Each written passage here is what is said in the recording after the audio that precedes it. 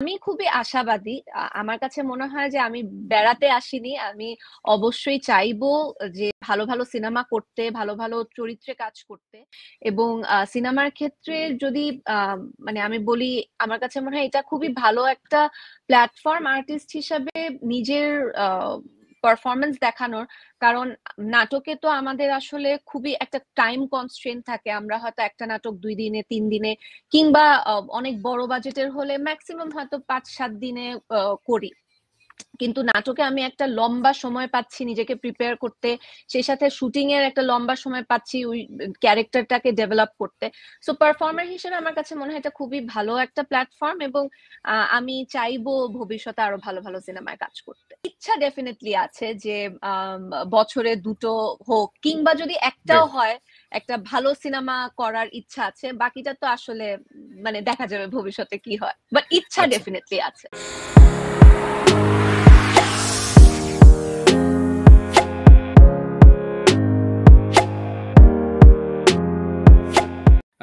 সাবিনা, এটা তোদের নিয়ে আসলে এক ধরনের কথা হয় বা গণমাধ্যম চর্চা হয় যে ঠিক আছে, সাবিলারা বোধহয় ফিল্মে একটু বেড়াতে আসে মাঝে মাঝে। আহ, যে একটু খুব কমফোর্ট জোন থাকলে ঠিক আছে, এই ছবিটা করলে আমি এই এই স্পিডটা হবে। আমি 5 মাসে তো, কারণ তোরা তো আসলে প্রচুর বিজি থাকিস, কারণ যদি মানে আর্থিকভাবেও হয়, তারপরও ফিল্মটা বিজনেস ভায়াবল হয় না অনেকের ক্ষেত্রে। যেমন চঞ্চল ভাই আমার শোতে বলেছে যে ভাই, আমি একটা ছবি করলে আমার অনেক টাকা ক্ষতিপূরণ দিতে হয়, কারণ আমি ওই সময় নাটক টিভিসি করলে আর বেশি কামাই রোজগার করতে পারি। হুম, তো হুম। এটা একটা রিস্ক ফ্যাক্টর থাকে। কিন্তু আমার প্রশ্ন হচ্ছে যে এই যে বেড়াতে আসা বা খুব সিরিয়াসলি ফিল্মটাকে না নেয়া, বা ওই রকম ইন্ডাস্ট্রিটা এখনো তৈরি হয়নি, আহ, নাকি ইচ্ছে আছে কিন্তু হয়ে ওঠে না, কোনটা?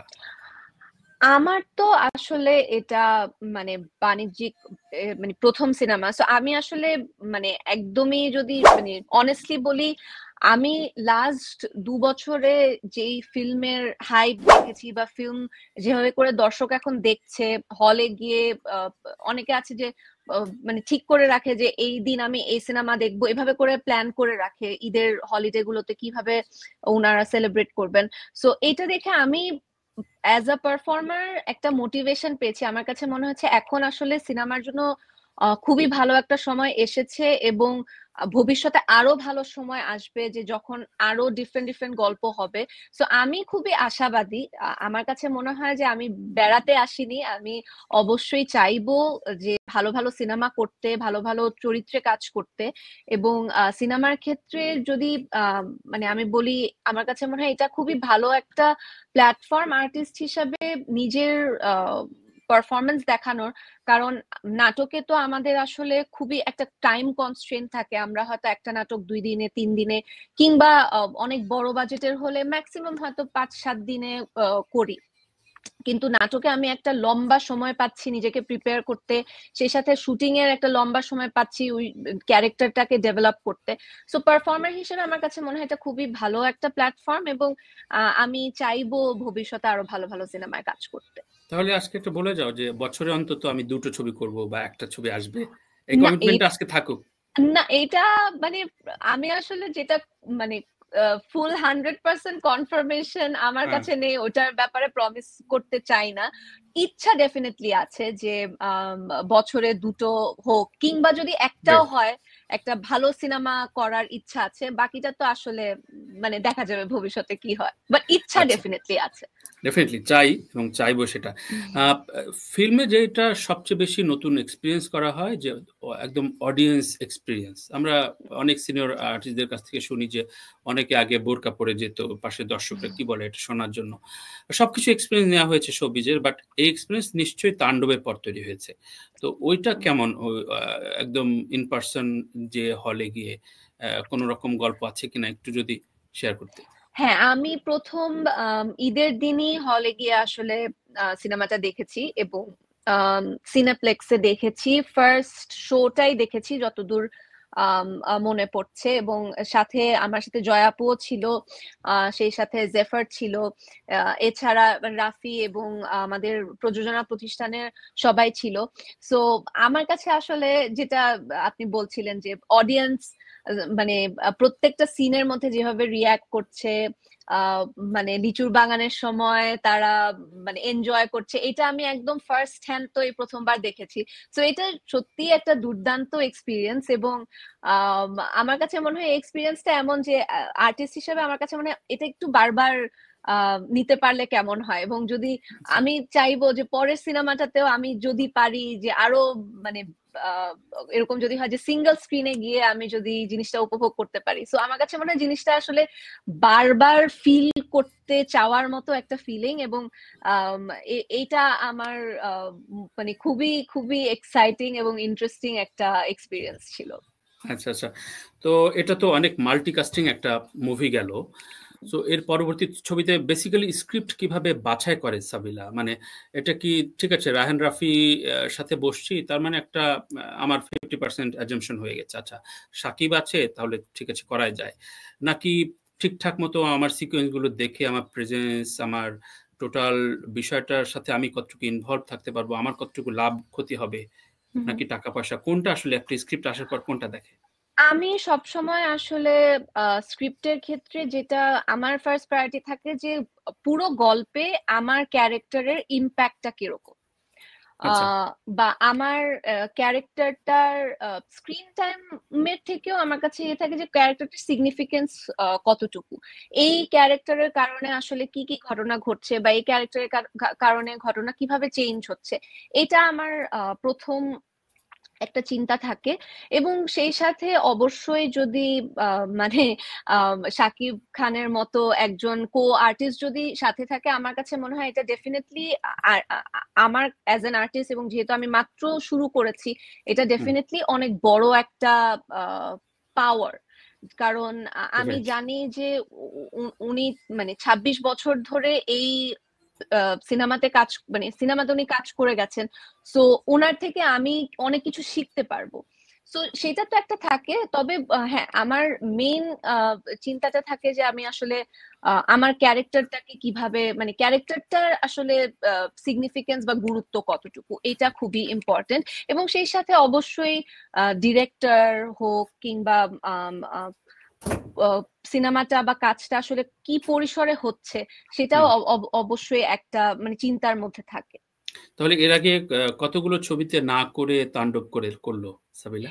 এইটা আমি আসলে সত্যি বলতে আমি মানে আহ, অতীতে কি করিনি না কি মানে আমি আমি করেছি। আমি শুধু মানে অ্যাজ এ কাউন্ট শুনতে চাচ্ছি। ঠিক আছে 10-15টা হবে বা 5-6টা হবে কোনটা? না না মানে না না, এতগুলো না, এতগুলো না, দু তিনটার মতো। এবং সেটাও এমন না যে আমার ইচ্ছা ছিল না, আমি মানে আমার 100% ইচ্ছা থাকার পরেও আসলে করতে পারিনি অনেকটুকু।